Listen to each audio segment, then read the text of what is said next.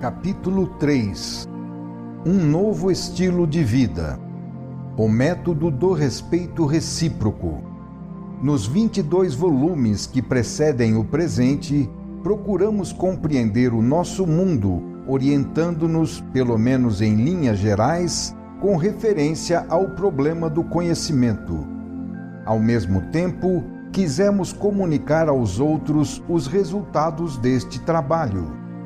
No presente livro, a fim de que todos possam auferir vantagens, procuramos disponibilizar estes resultados, explicando como aplicá-los na vida prática. Para que o consumidor de um remédio possa encontrá-lo pronto para o uso na farmácia, é necessário que, ao produzi-lo, o técnico o tenha primeiro estudado longamente em seu laboratório. Agora, com este livro, estamos na fase final daquele trabalho, aquela na qual o produto é oferecido ao público, para que este se sirva dele. Tal produto não teria sido solicitado no passado, quando pouco se pensava, porque a vida havia se estabilizado numa posição estática ou de movimentos extremamente lentos. Mas ele é solicitado hoje, quando a humanidade se pôs a pensar, presa de uma febre de renovação. Assim, temos motivos para crer que a nossa oferta corresponde a uma demanda nascida do atual momento histórico.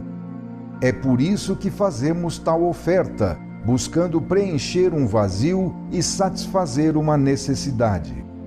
Não pretendemos ser infalíveis, nem oferecer um produto definitivo que valha para sempre.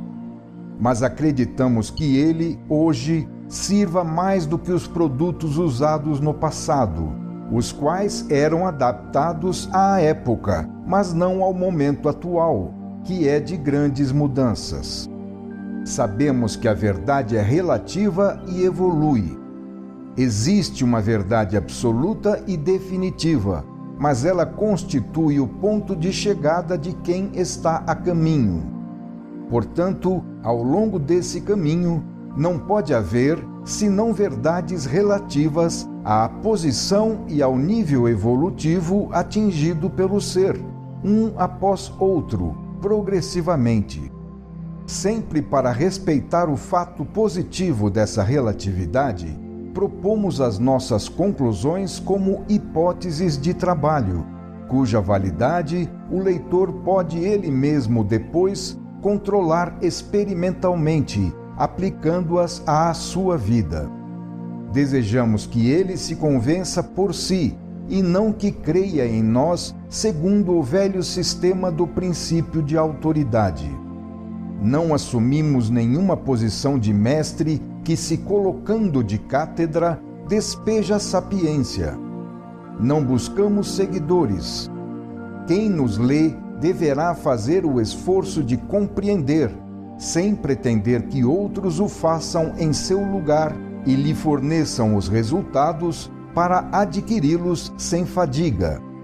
O leitor indolente, que aceita por fé, deixando-se arrastar assim, sem fazer ele mesmo o esforço de compreender a vida, permanecerá estacionário e não atingirá a finalidade, que é amadurecer e evoluir.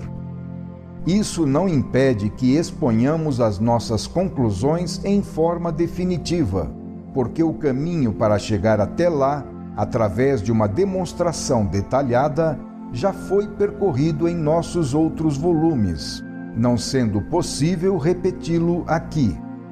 Não nos encontramos mais na fase precedente e preparatória, de indagação, mas sim na fase de exposição e aplicação dos resultados obtidos. Ao assumirmos agora a nossa posição, queremos, em primeiro lugar, nos colocar de acordo com as leis da vida. E podemos fazê-lo porque as observamos e vimos, então, que é uma grande vantagem pôr-se em sua corrente, concordando e colaborando com elas, em vez de se opor egoisticamente e, com isso, ser barrado e posto de lado. Colocar-se na corrente da lei confere uma grande força, razão pela qual procuramos que também o leitor a conquiste por si, colocando-se ele próprio dentro desta corrente. Este fato nos oferece um primeiro ensinamento. Para se ter sucesso na vida, é necessário fazer ou produzir qualquer coisa que verdadeiramente seja um bom produto, útil para os outros. Se isso agrada à vida, ela, que é uma força inteligente e utilitária, irá protegê-lo e impulsioná-lo para frente. Mas, se aquele produto for feito somente em benefício de quem o faz, com fins egoístas e de exploração dos outros, a vida então se rebelará e buscará destruir tudo, negando qualquer sucesso. Então surge na lei um princípio que diz, abre aspas, a afirmação de qualquer produto ou instituição, assim como o favor que eles encontram e a duração de seu sucesso, são proporcionais ao grau de positividade, ou seja, de utilidade para o bem de todos, que eles possuem. E ao contrário, a caducidade, o descrédito que os elimina e a rapidez de sua liquidação são proporcionais ao grau de negatividade que, em prejuízo de todos, eles possuem. Fecha aspas. Eis que já aparece um novo estilo de vida, enquadrado em um regime de retidão. Isso, porém, não por princípios abstratos, sentidos e aplicados muito pouco na realidade da vida, mas sim por um cálculo utilitário para uma vantagem concreta que todos compreendem e está no instinto, método aplicado por todos porque concorda com aquilo que a luta pela sobrevivência exige. É certo que, neste caso, as motivações são diversas. Então, não se é honesto por amor a Deus ou por alcançar o paraíso, coisas que frequentemente nos deixam indiferentes, mas sim por razões concretas e com resultados controláveis.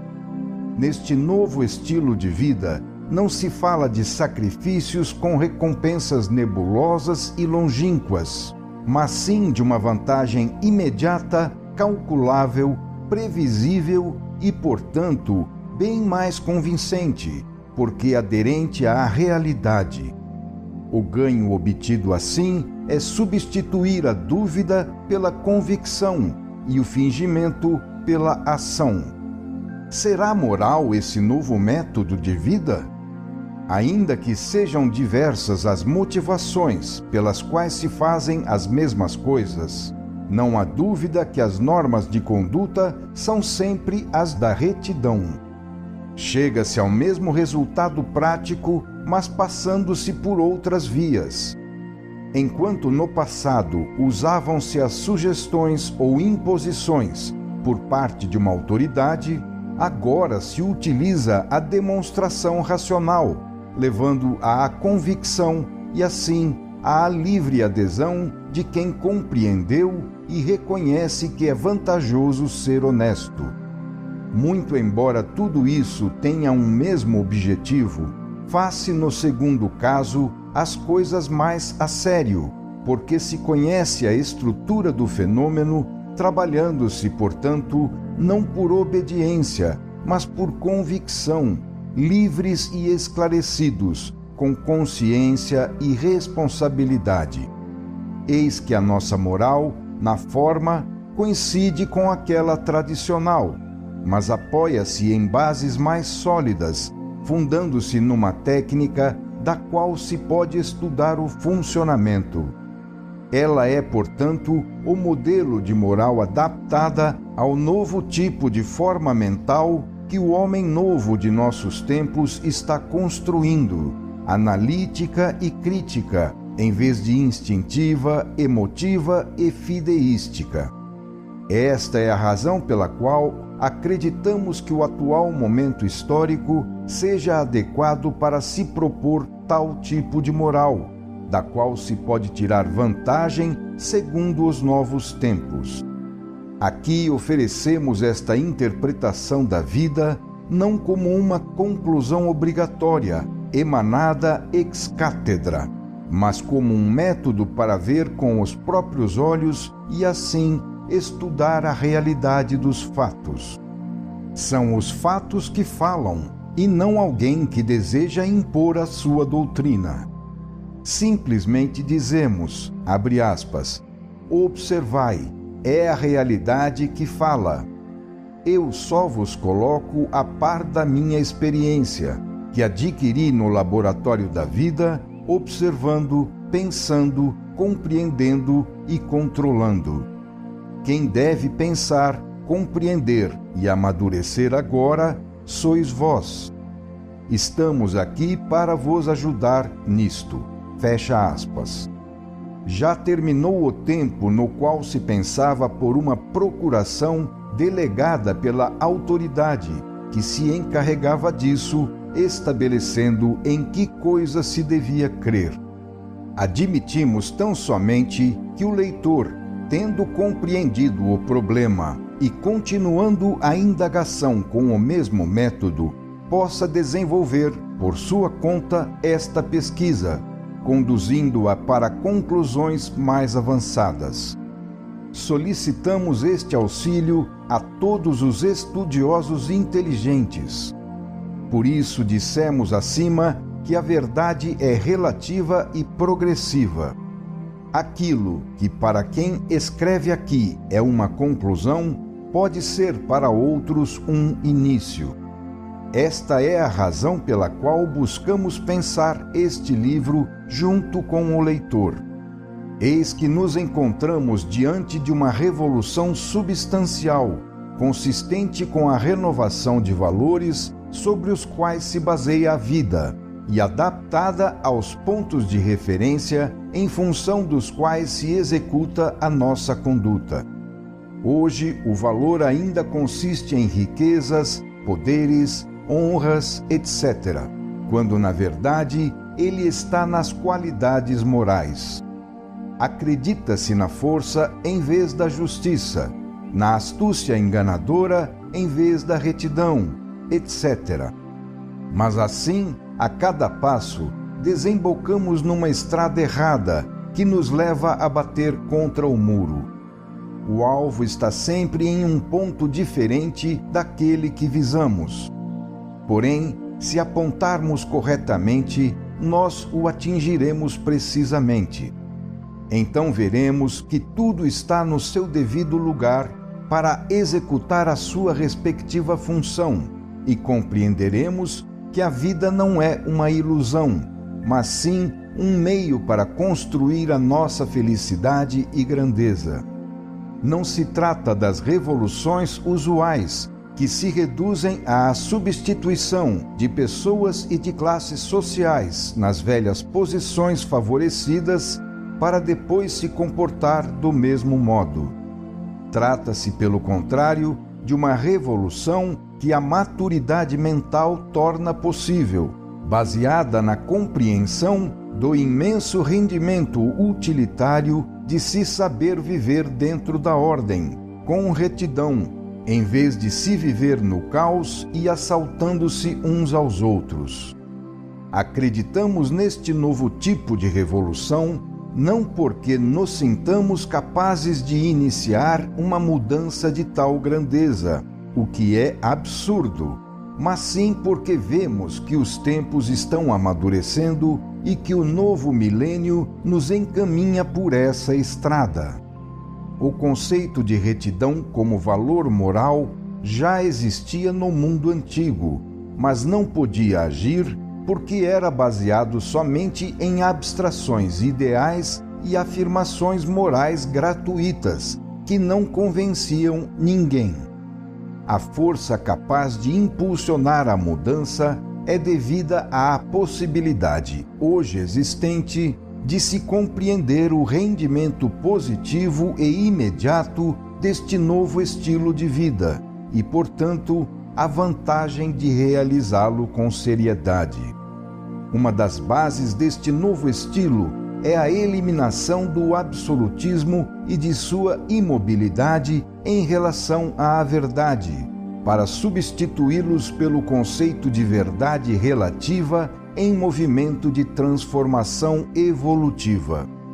De fato, cada período histórico possui a sua própria verdade, aquela da qual ele tem necessidade para executar seu trabalho de construção da vida. Então, sendo este trabalho diferente de um período para outro, porque o trajeto evolutivo a percorrer é diferente, eis que a verdade dominante em função dele deve ser diferente. Isso significa não somente que uma verdade é verdadeira na fase de desenvolvimento na qual ela deve funcionar, porque naquele momento corresponde a uma determinada necessidade da vida, mas também que ela não é mais verdadeira em outro momento, no qual se torna verdadeira outra verdade, sendo esta então, e não mais aquela, que deve funcionar, porque corresponde às novas e diferentes necessidades da vida. Para a vida, a verdade não é uma abstração, mas sim uma realidade em funcionamento. Assim, os velhos conservam as suas ideias, que foram úteis a seu tempo, enquanto os jovens buscam outras, novas. Gostaríamos de permanecer imóveis, mas a vida caminha porque é vida, e se não caminhasse, seria morte.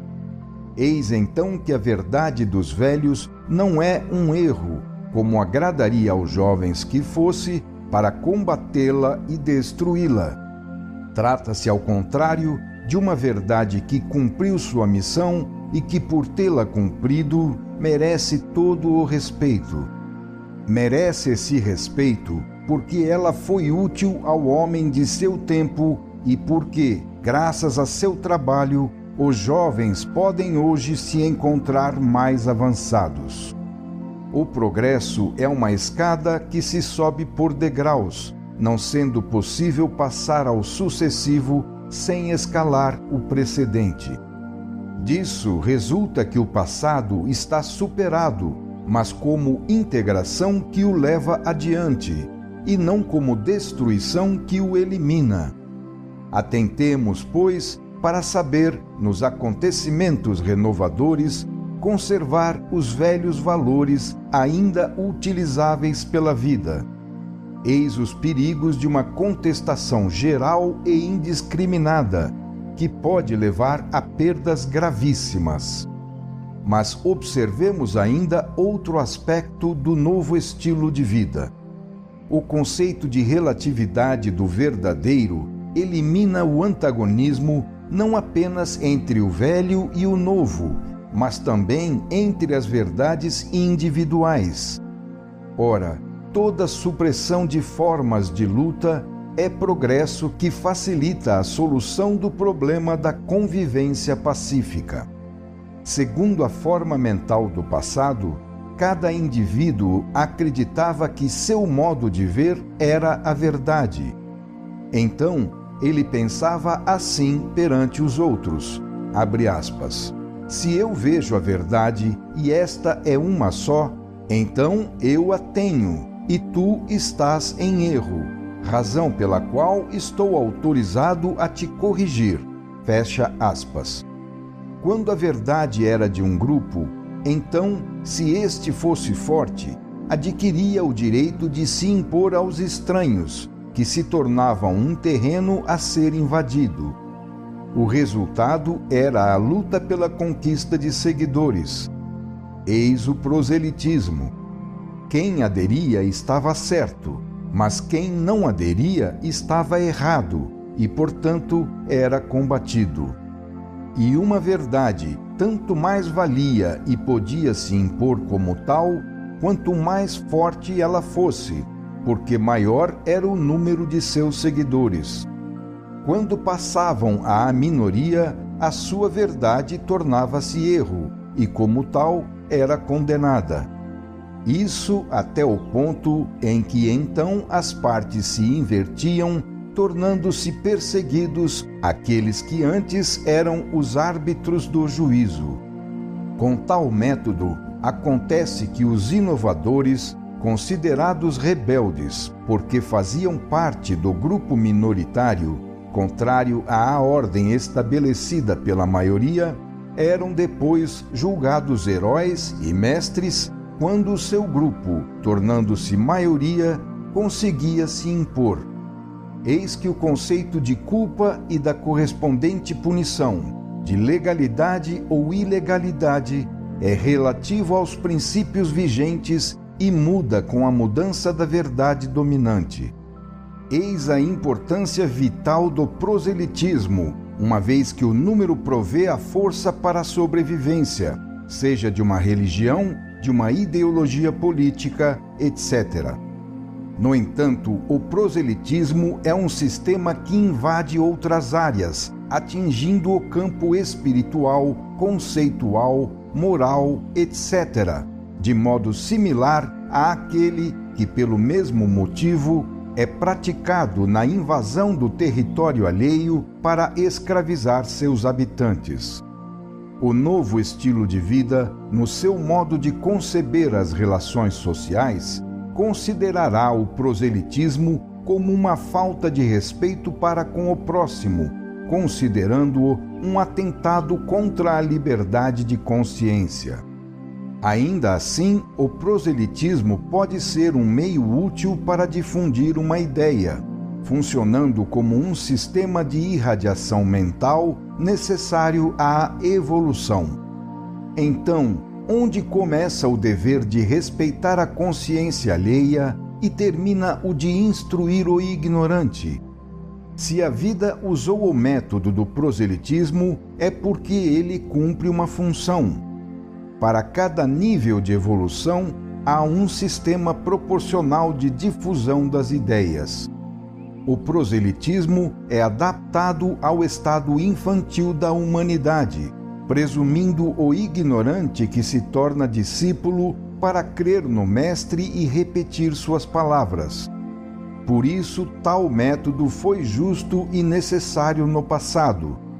Mas o proselitismo torna-se invasão da casa alheia em uma fase de desenvolvimento mental mais avançada, quando o indivíduo já construiu a sua verdade e tem, por isso, direito a vê-la respeitada.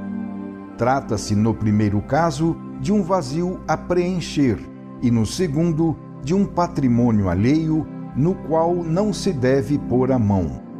Somente quando há uma consciência, ou seja, uma casa espiritual alheia, pode-se falar de invasão.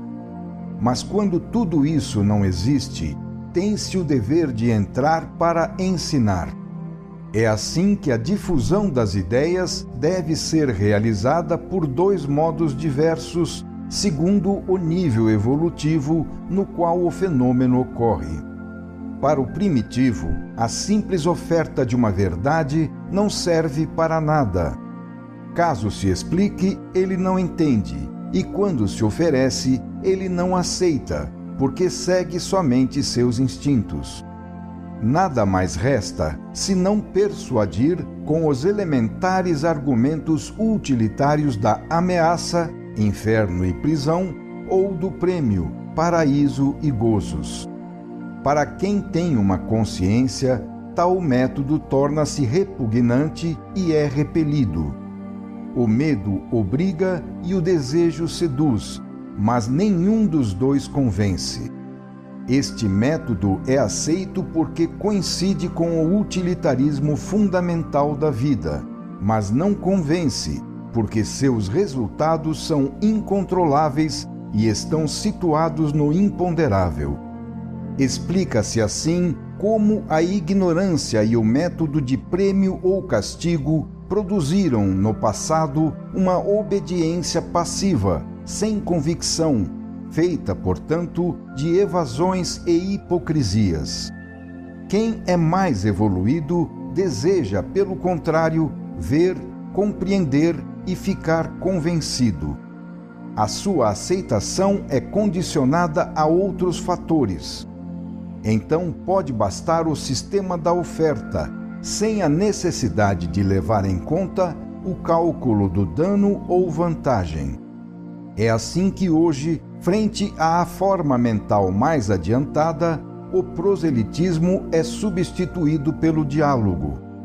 Então, uma verdade não é imposta, mas sim exposta, e dessa forma, em vez de se condenar o erro, apenas demonstra-se que ele é de fato um erro. O fim a que se tende é a aceitação por convicção e não pela constrição.